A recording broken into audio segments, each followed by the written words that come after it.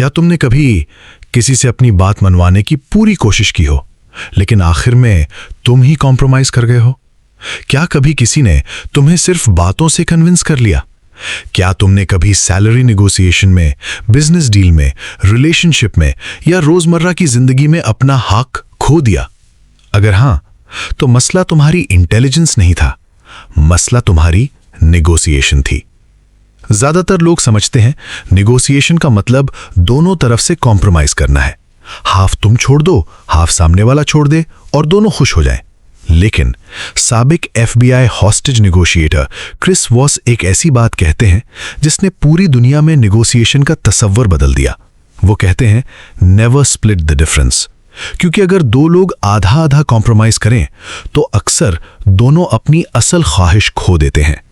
और यही किताब दुनिया की सबसे खतरनाक सिचुएशन से सीखी गई नेगोशिएशन टेक्निक सिखाती है। ये टेक्निक्स सिर्फ हॉस्टेज सिचुएशंस में नहीं, बिजनेस, सैलरी, मैरिज, पेरेंटिंग और रोजमर्रा की जिंदगी में भी काम आती हैं। क्योंकि नेगोशिएशन सिर्फ डील करने का नाम नहीं, नेगोशिएशन हर वो कॉन्वर्सेशन है जिसमें तुम किसी दूसरे इंसान पर इन्फ्लुएंस डालने की कोशिश करते हो। और याद रखो, तुम हर रोज नेगोशिएट करते हो बगैर महसूस किए। Lesson 1, people decide with emotions. एक सवाल, क्या लोग लॉजिक से फैसले करते हैं? ज्यादातर लोग कहेंगे हां, लेकिन क्रिस वॉस कहते हैं नहीं। लोग पहले इमोशन से फैसला करते हैं, फिर लॉजिक से उस फैसले को जस्टिफाई करते हैं। इमेजिन करो, तुम फोन खरीदने गए, तुमने एक्सपेंसिव फोन ले लिया, बाद में तुम अपने दोस्तों को स्पेसिफिकेशंस बताते हो, प्रोसेसर, कैमरा, बैटरी, लेकिन हकीकत तुमने पहले फीलिंग खरीदी थी, स्टेटस, एक्साइटमेंट, कॉन्फिडेंस। लॉजिक बाद में आया। इसीलिए अगर तुम सिर्फ फैक्ट्स बोलते रहोगे तो शायद तुम कभी इन्फ्लुएंस ना कर सको। पहले इमोशन समझो, फिर सॉल्यूशन दो। Lesson 2, tactical empathy. Chris Voss का सबसे ताकतवर कॉन्सेप्ट है टैक्टिकल एम्पैथी। ये सिंपैथी नहीं है, ये अग्री करना भी नहीं है, ये सिर्फ सामने वाले के इमोशंस को समझना है। लोग चाहते हैं कि उन्हें सुना जाए, समझा जाए, रिस्पेक्ट दिया जाए। अक्सर जब कोई गुस्से में होता है, वो सॉल्यूशन नहीं चाहता, वो अंडरस्टैंडिंग चाहता है। इसीलिए एफबीआई नेगोशिएटर्स सबसे पहले हॉस्टेज टेकर को काम करते थे। कैसे? सुनकर, न कि बोलकर। Lesson 3, listen more than you speak. ज्यादातर लोग कॉन्वर्सेशन में जवाब सोच रहे होते हैं, सुन नहीं रहे होते। लेकिन बेहतरीन नेगोशिएटर्स खामोश रहते हैं। वो सवाल पूछते हैं, ऑब्जर्व करते हैं और फिर सामने वाले की लैंग्वेज इस्तेमाल करते हैं। क्योंकि जो इंसान ज्यादा सुनता है वो ज्यादा जानता है, और जो ज्यादा जानता है वो बेहतर नेगोशिएट करता है। Lesson 4, mirroring. ये एफबीआई की फेवरेट टेक्निक थी, मिररिंग। इसका मतलब सामने वाले के आखिरी 2 या 3 अल्फाज रिपीट करना। मसलन कस्टमर कहता है, ये प्राइस बहुत ज्यादा है। तुम फौरन डिफेंड न करो, सिर्फ कहो बहुत ज्यादा है। अब वो खुद एक्सप्लेन करना शुरू करेगा, और जितना ज्यादा वो बोलेगा उतनी ज्यादा इंफॉर्मेशन तुम्हें मिलेगी। नेगोशिएशन में इंफॉर्मेशन पावर होती है। Lesson 5, label the emotion. Imagine करो कोई शख्स बहुत एंग्री है। तुम कहो, आप गुस्से में लग रहे हैं, या ऐसा लग रहा है आप काफी फ्रस्ट्रेटेड है। ये जादू की तरह काम करता है, क्योंकि जैसे ही इंसान अपने इमोशन को नाम देता है, उस इमोशन की इंटेंसिटी कम हो जाती है। साइकोलॉजी इसे अफेक्ट लेबलिंग कहती है। क्रिस वॉस ने इस टेक्निक को हॉस्टेज नेगोशिएशंस में इस्तेमाल किया, और आज बिजनेस दुनिया भी यही टेक्निक इस्तेमाल करती है। Lesson 6, no is not the end. ज्यादातर लोग नो सुनकर मायूस हो जाते हैं, लेकिन क्रिस कहते हैं नो असल में कॉन्वर्सेशन की शुरुआत है, क्योंकि नो इंसान को सेफ महसूस करवाता है। जब इंसान नो बोल देता है तब वो रिलैक्स हो जाता है, और फिर असल बात शुरू होती है।